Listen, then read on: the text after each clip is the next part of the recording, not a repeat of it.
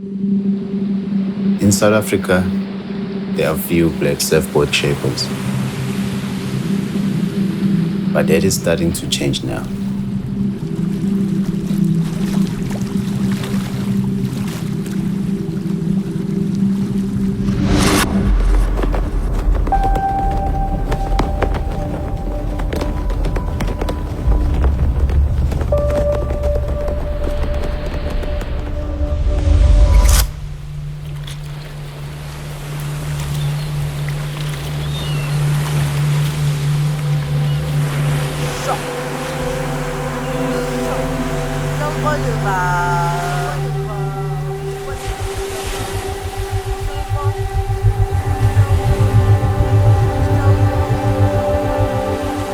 My name is Cele.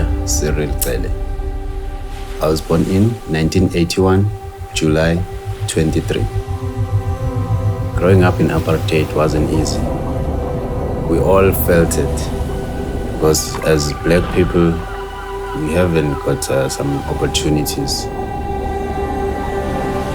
I knew surfing because we used to watch white people surfing on the beach because we always liked to go to the beach. But even on the beaches, sometimes we were being chased away.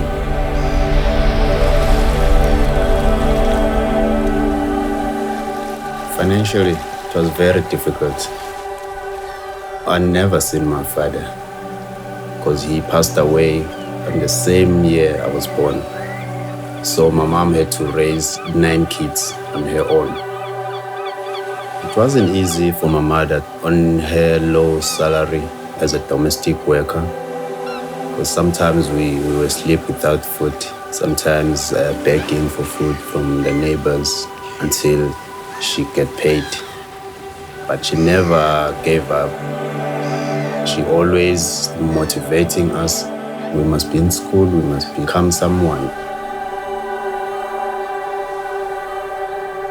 When I was 17 years old, around the time when I was looking for work, I started drinking a lot.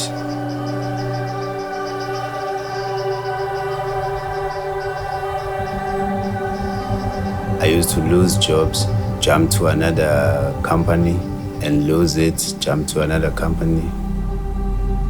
My mother, she lost hope. For 15 years, the drinking affected me. After those 15 years, I got to the point in my life where I knew I needed to change.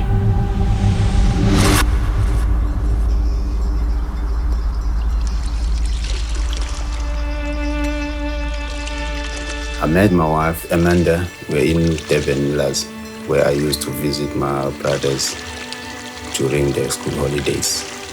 I was 17, she was 16. Then I heard that they moved to other place, which I didn't know where they were. And then I got involved with another girl.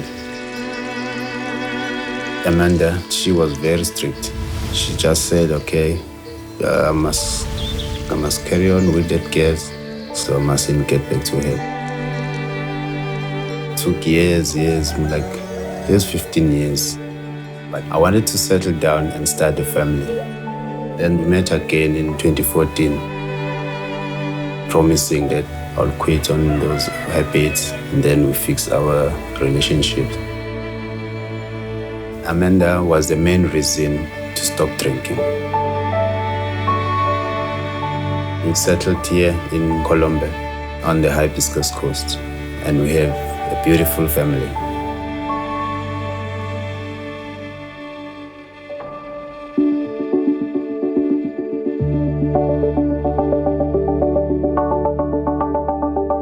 First time I was introduced into surfboard industry was when my brother called me to Durban for work.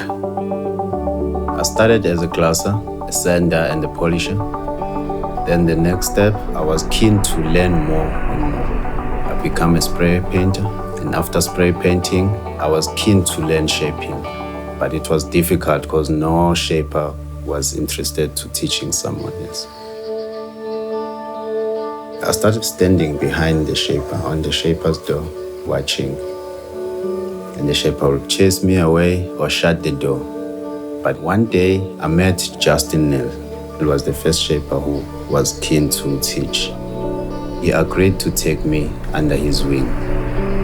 At first, I just observed, but he slowly gave me more responsibilities.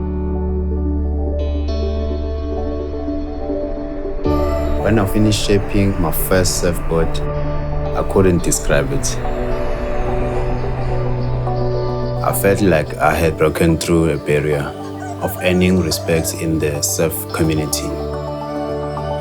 Because I'd been able to shape and able to communicate with all the shapers, even those who didn't want to teach me. That's when I knew shaping would become my biggest passion.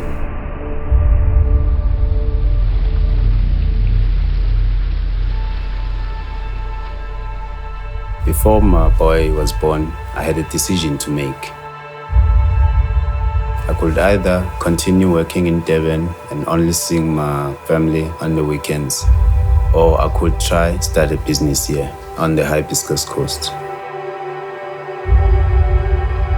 For me, I was not going to leave my family, and so there was only one option.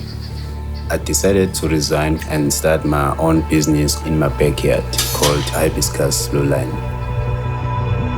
When I resigned, they weren't happy with me, but I had to do what was best for my family. I started off knocking door to door to talk to people about my business. Things just kinda grew from there.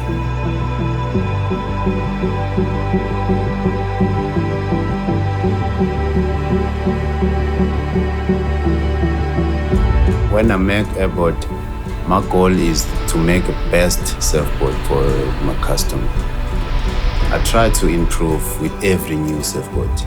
I'm still learning as I go and hope to expand my business so that I'm able to employ more people, because I want to share my knowledge with other people in my community.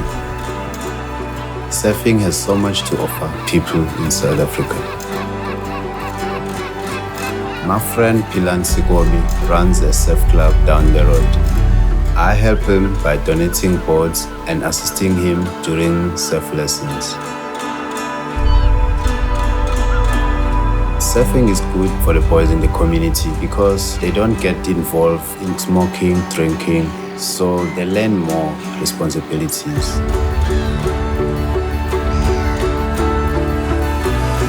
I feel grateful when teaching the boys how to surf. When the kids see us, they see future, they see possibilities, and they believe that anything is possible.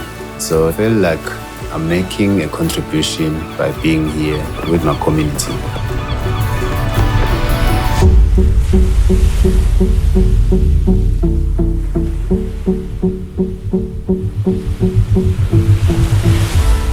So when shaping a surfboard, I had that feeling. I can't explain this feeling. It's a form of expression that takes me to another place. I feel like peace. Shaping, it's part of my soul. I can't imagine doing anything else.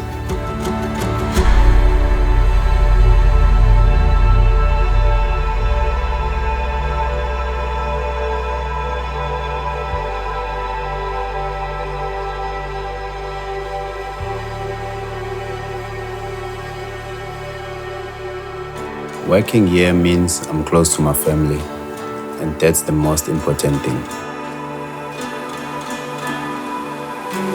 Whenever I see my little boy, I feel on top of the world.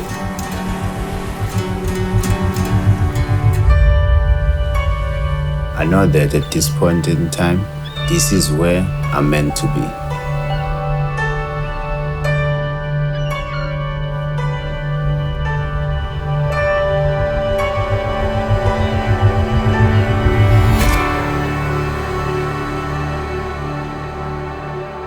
In South Africa, there are few black surfboard shapers. But that is starting to change now.